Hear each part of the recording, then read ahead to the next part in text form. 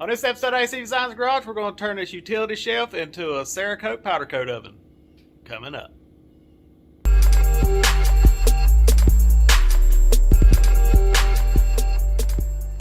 Alright guys, here's what we're starting with. We've already put the back wall in. The only thing we're doing is shearing the sheet metal to fit in here. This is just one of those little, like a utility shelf, I guess you can get from like Lowe's, Home Depot stuff. So we're just cutting some, we got some 20 gauge here. And what we're doing is we're going to the inside and we're just drilling holes and bolting it. And I got these other two already cut right here that's going to go in the sides, and we're going to bolt or pop rivet maybe. We may pop rivet these on. And then what we're going to do is we're going to come back and put a full backed insulation in here. And I'll show you the element that I got. I got it off Amazon.com. Let me go over and grab it. Alright guys, here's a little element that I got. It's a replacement element for a smoker, and I'll link it in the description below. You can get it through my affiliate account. It don't cost you anything extra. It just kind of puts it in a good place. You can find it real quick on Amazon, but I'm thinking this thing was like $38 or so, but it's just a replacement smoker element. We're going to put it in the bottom. It's 1500 watts, and seen other guys do this with like lockers and stuff, and they can get them up to like 500 degrees. Stuff like that. So mainly we're going to do like Cerakote, which I think has to get up to 300. And then later on, if we ever do any powder coat, I think you have to get powder coat up to 4. So with having this recess in here, we're going to pack it full of insulation, and we're just going to take another piece of sheet metal to put on here. And our element's going to lay here, and we're going to cut a hole for it to come out the back and run. We're also going to do we can see the top also, it has that tray. We're going to fill this full of insulation up here and cap it off and stuff. But the only thing that we're really going to have to do is we're going to have to make a door for it, which we got some of this old angle frame stuff you use for shelving in there. I think we're just going to bolt together a door and sheet it and insulate it good. And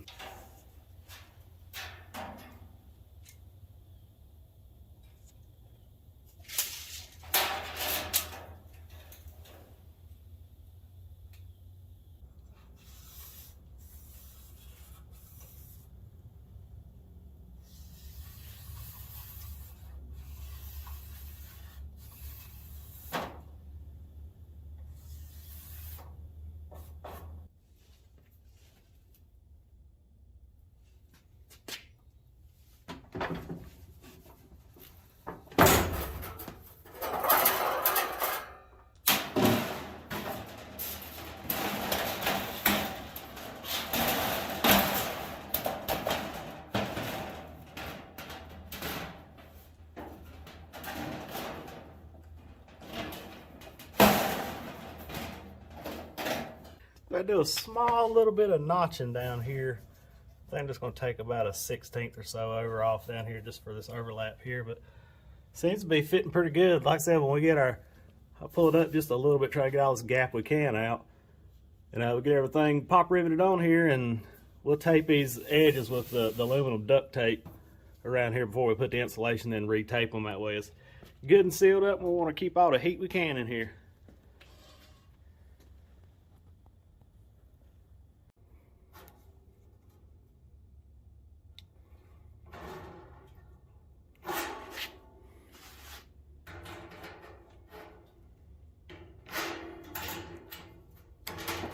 That should do it.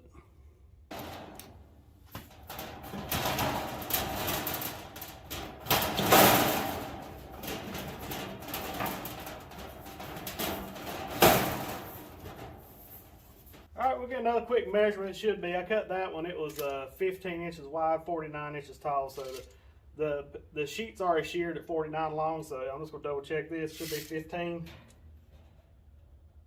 And we just allow for like an 1/8 inch of movement because these things are not perfectly square. So I'm going to cut this one real quick on the stump shear at 15. And we'll put it in and we'll be almost there. 15 inches.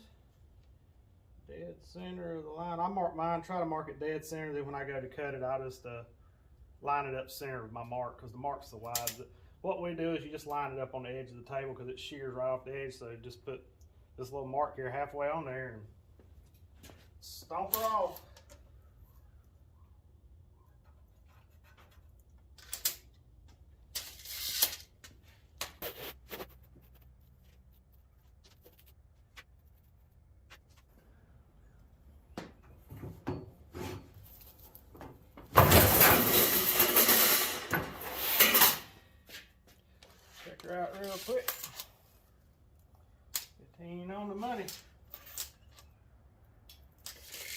Get her put on. Notches over here.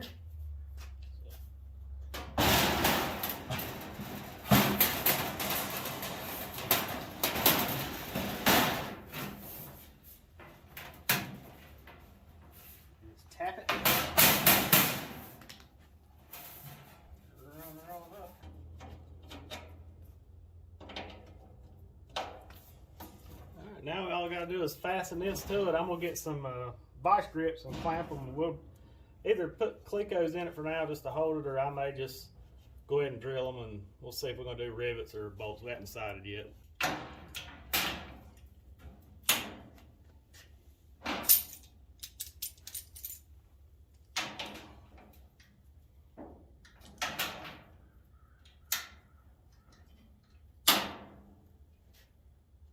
Well, since I don't have a clamp long enough to reach to pull this up so when we're drilling it's not pushing out, I just got this little piece of scrap. I don't remember what we used this for, but I'm just going to wedge it in to where it pushes out and gives pressure against it so we can drill it. Let's see.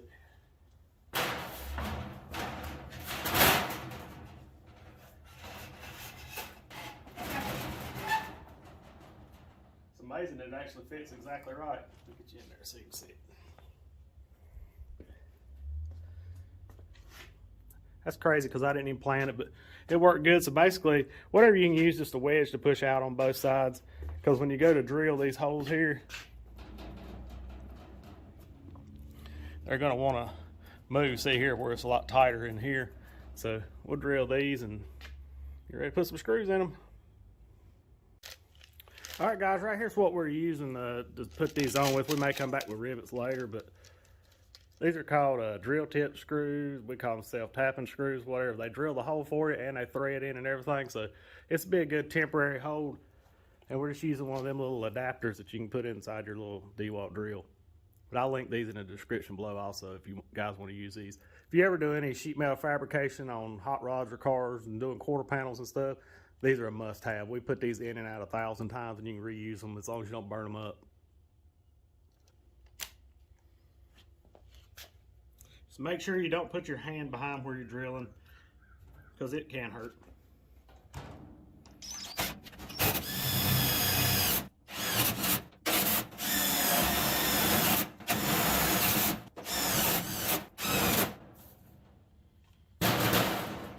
Seems to be good and tight. Let's get the other side screwed on and we'll be done with this. At least the skinning portion set for the door.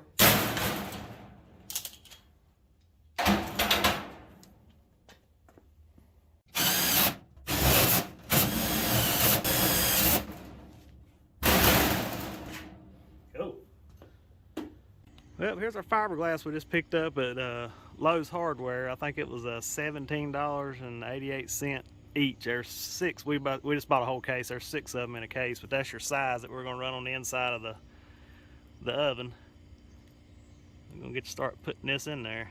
Have to figure out some way to mount it. I think we're going to use that aluminum ductwork tape to hold it on, and maybe some little pins to hold it on, but we're going to get at it.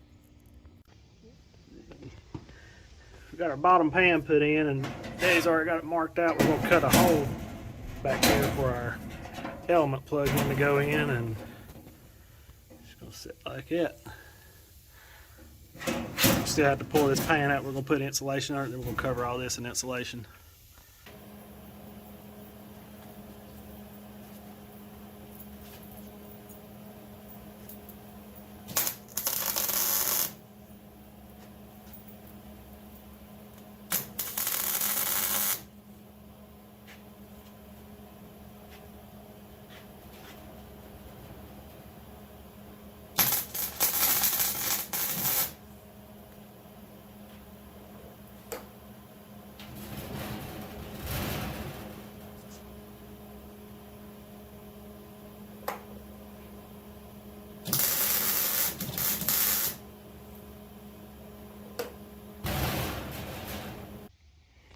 We'll show you where we're at real quick. We took some of that we're going to make the door out of and just put these angle brackets you can see here. We'll just screw them in. And what they're going to do is we're going to put our pink insulation in the bottom and build it up. And then we're going to put a roll of that reflective on top. And then this piece of sheet metal here just lays in there on top of that. Then our element sits on top of it. So we're gonna go get the insulation and put it in here and get it put together. And I'm gonna show you. We're gonna cut our hole and go ahead and put our element. The element will stick through here, the plug-in.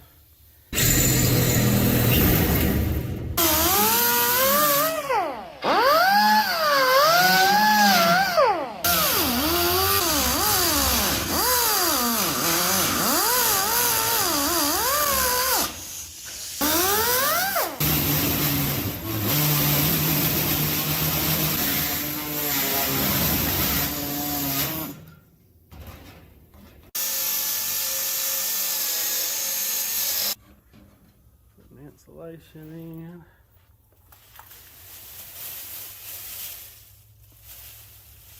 Then we'll put that piece of sheet metal back on top of it and then put the element on. I think that's going to insulate that bottom good. It'll save a lot of the losing the heat out the bottom. We've been peeling the back off just for its pure insulation since it's going to have this sheet metal on top of it. It's an R19. This is what we used in the walls of the shop. It's just leftover. So most of this project here is all leftover scrap except for those rolls of that pipe insulation that we got right here. And this is about $114 worth. There's 6 rolls, 12-inch wide, 15-foot long. It's 2-inch thick with foil backing. Like I said, we got that at Lowe's Hardware. I'll try to link some off Amazon on here if y'all guys want to check it out. I'm not sure if I have it, but they probably do.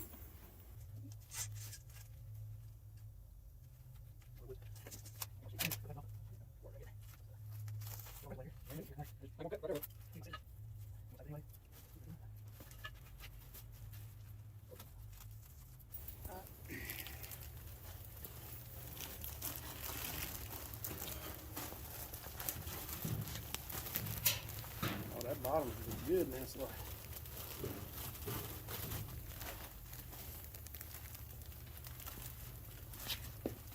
need to in the splitter. We can tape this seam here with the. Oh, I guess we got to tape and have it. That steel's gonna be over.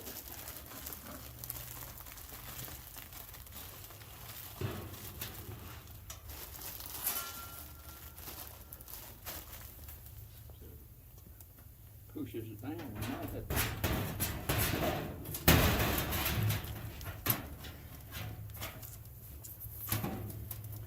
Probably pop two of them self tappers, maybe one in each one of these or something. Hold it down, or.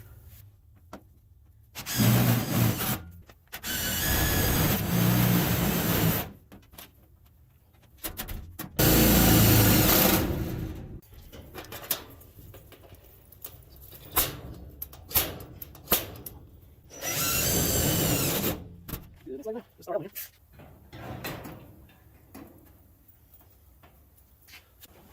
We're using this aluminum duct tape to do the rest of it, all on the seams and stuff to seal everything up. I'll show you where I got the bottom. We just laid it down where it's a little easier. You can see where we've taped that to try to keep all the heat we can in it. So we're going to finish taping all this, then we're going to start putting our insulation on.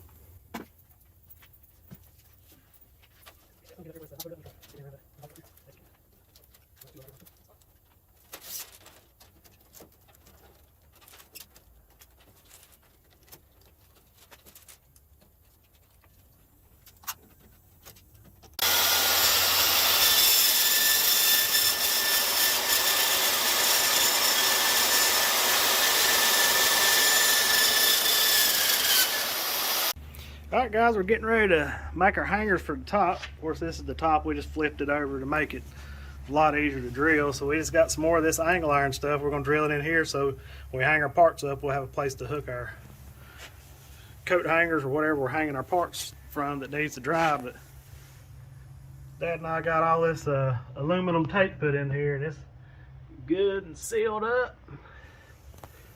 And what we're going to do, since this is the top, we're going to put some of that insulation up here. We're going to put it on, and then we're going to screw these pieces down on top of it, and that'll keep the insulation from wanting to sag on the roof over time. So we'll put about 3 of these. We cut these at 26 inches wide, so we got plenty of stuff to hang off of.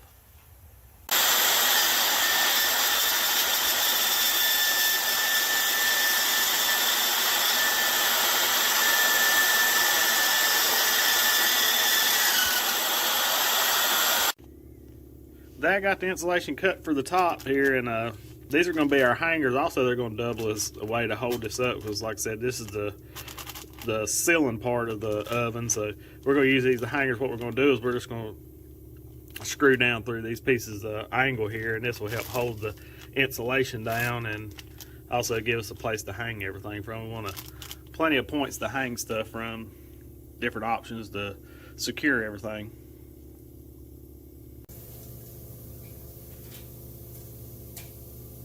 It's going to be 49 inches by 27 1/4. I've already got my 49-inch pieces. These will be the side legs.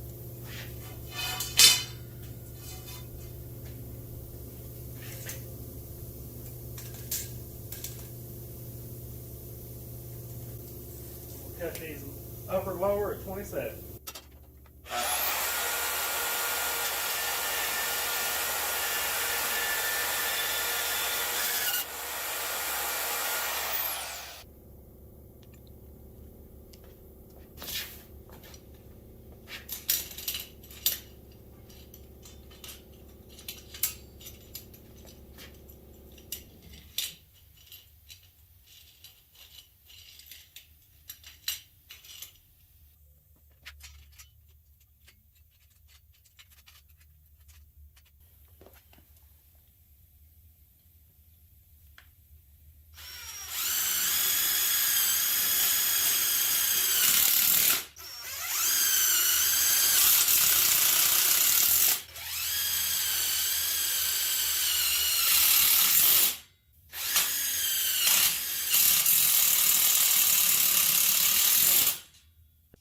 Well, I got the door mocked up. That's how it's going to fit. She's got a good tight fit. We're going to come in behind it, maybe build out a little bit of insulation to where it'll shut against it so it'll seal good and tight. But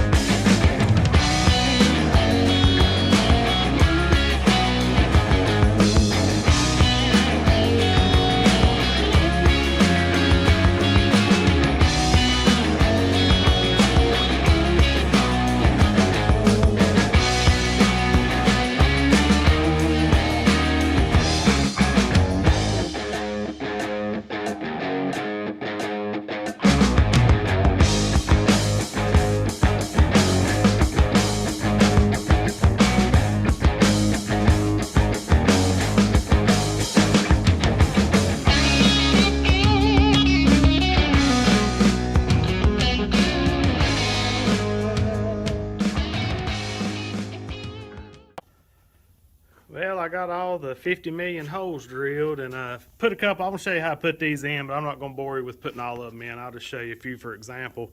I'm kind of cheating. We have a air riveter. You can use a hand one, but if you have one of them, use it because it's gonna take a while, or you're gonna have Popeye arms. But we'll show you where I've laid all these out to hold the insulation from the inside.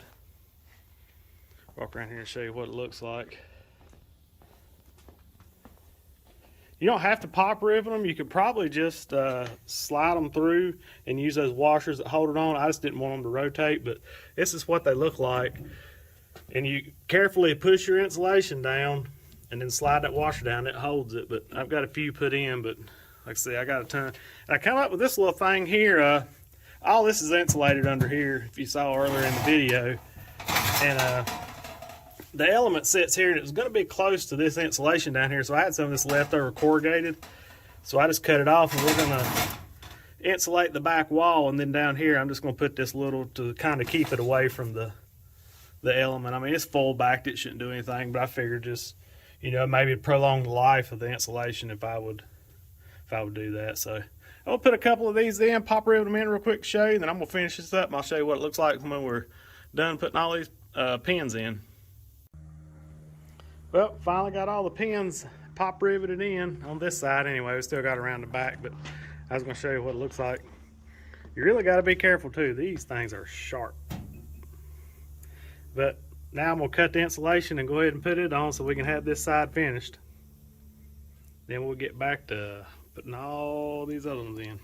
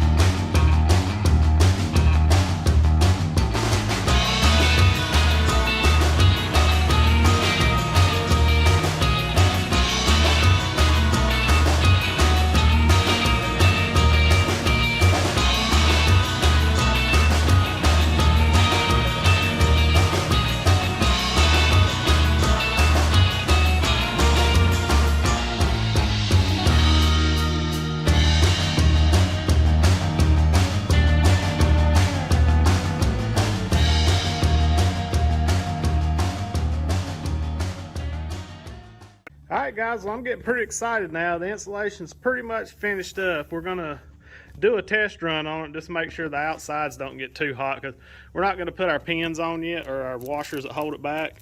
That way if we needed to add another layer, we still got two left out of that case, 2 rolls left out of the case. So if it's getting still too hot on the outside, we're going to pop another layer on it, but I'll show you as we heat it up and show you our cool little thermometers and stuff and see where it gets to. But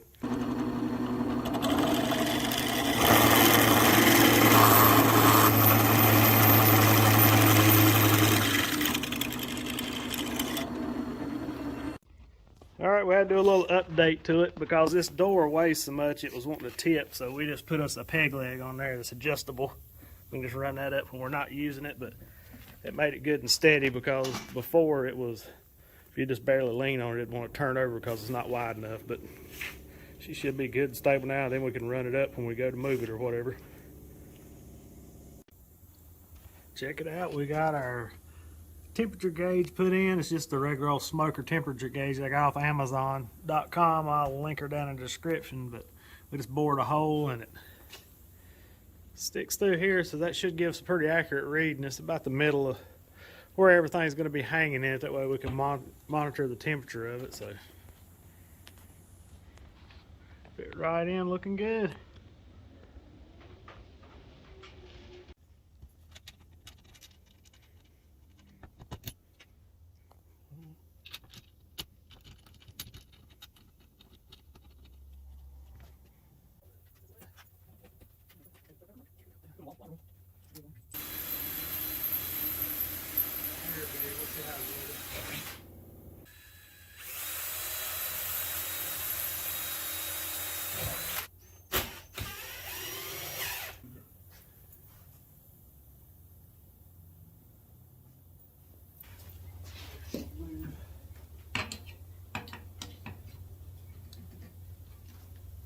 I'm bringing it out here. Alright, we just plugged it in. I'm going to time it and let you guys know. I ain't just going to sit here and film it for however long it takes to get up to 300 degrees, but I'm going to let you guys know. I'll put it down the bottom of the video where you can see it, but I'm hoping in about 15 minutes it's going to come up to it. Alright, it's 5 minutes into it and we're almost to 175 degrees. Alright guys, 13 minutes in, we're at 225 degrees. We got to make a gasket. Even Dad was talking about it. I think I'm going to use some of that old header wrap for it to go around the door, but we're losing a little bit right here. I can feel the heat coming out of it, but like where we've insulated, like this is probably 65, 70 degrees. It's not even, this up here is ice cold. And even this right here, you can feel a little, maybe 65, 70 degrees. I mean, that little insulation is working really good. Everything's not bad. Just where it's leaking around the door here. So what we're going to do tomorrow, I guess, is we're going to pop rivet that stuff along here to give us a good gasket seal, because it's just metal to metal right now, and there's no way to get it really tight. But I'm pretty impressed so far at 13 minutes. She's still slowly climbing. We'll update again at 300. Well, we did our first burn run yesterday and had a little carnage. This is the full kind of melted back. It got a little hot down here on the bottom area, so I think maybe I'm going to put some aluminum up to here maybe, and we're going to go ahead and the outside was getting a little warm. It got up, we shot it with our thermal gun. It got up to about 80 degrees out here, so what we're going to do is we're going to go ahead and put our second layer of this insulation, and then like I said, I'm going to put some aluminum or something up to here on both sides. And right here where it's getting close, when you shut the door to the burner, I think I'm going to skin it with aluminum or something about halfway up, and see if that'll help keep that. But had an idea about maybe getting some industrial aluminum foil and just covering, because it's pretty thick stuff, and covering inside, maybe taping it up here and just see if that'll make a little better barrier or something. But it got up to about a 97 degrees yesterday in about an hour or so. I'm hoping that maybe we put our second layer of insulation in here, maybe we'll make it to at least our 300 mark. I don't think we're going to get to the 400 that we wanted with that little 110 1500 watt unit, so but maybe we'll just buy us an oven for our powder coat. We mainly want the Cerakote in this oven, so if it can reach the 300, we'll be good to go. So let's get it put together and see if we can beef her up a little bit better. All right, well now we got her double insulated now. I'll show you what we're doing in here. We got that double insulated using our pins, but check this out. I found some aluminum. This is probably 030 or so. It's pretty thin stuff. And we covered it in aluminum. We'll do the other side also. And then back here, and then we got another piece of aluminum we're going to put here on the door where you saw it where it blistered before. So maybe it'll put kind of like a little heat barrier. But I hope she gets to 300 now. We got it, like I said, we got up to about 297, 295 or so. But I think this extra layer of insulation, so we got 2 layers of 2-inch thick insulation, so 4 4 total, so all we're doing is running self tappers through here, and they're coming out the back side. We're just going to take and cut them off flush and grind it so everything's good. But I'm going to get the fitness of the piece up over here, and hopefully it'll be finished. It's finished now, whether it's finished or not. We've got, me and Dad's probably got 3 solid days on building this thing, but it was pretty fun, so I hope it works out. Well, after 3.5, 4 days, I think it's done. We've done all we're gonna do. We added this aluminum at the bottom, taped everything. We added this cool little gasket here, which is actually header wrap, and it helps seal up because we was losing a lot of heat right there. So we're fixing to plug it in, see if she'll hit 300 at least, and how long. I'll let you know how long it takes. Here we go. Yeah, it looks like it's sealed up good. And this right here is what we use for the seal. I'll link that in the description below. It's just a header wrap for hot rods. So it should do pretty good. We're going to try her out. She's a dead zero. What time is it? It is 3:30. Well, I think she's a success, at least for the Cerakote anyway. It took right at 30 minutes. Get the light to shine up there to get to 300 degrees. Or yesterday we run it for an hour and it got up to about 295, and that was about all it would do. But since we put this gasket and stuff on and double insulated, I think it made the big difference. We're gonna let it run a little bit more. I think she'll probably top out at maybe 325, but it's not gonna be hot enough to do any powder coating, but we can do our Cerakote with it, so I'm happy with that. Alright guys, hope y'all enjoyed the build of the little Cerakote oven. We're gonna get her fired up and we'll do some videos on it. We're gonna do some hot rod parts and stuff like that, so make sure y'all like, subscribe, and all that good jazz. God bless. We gone.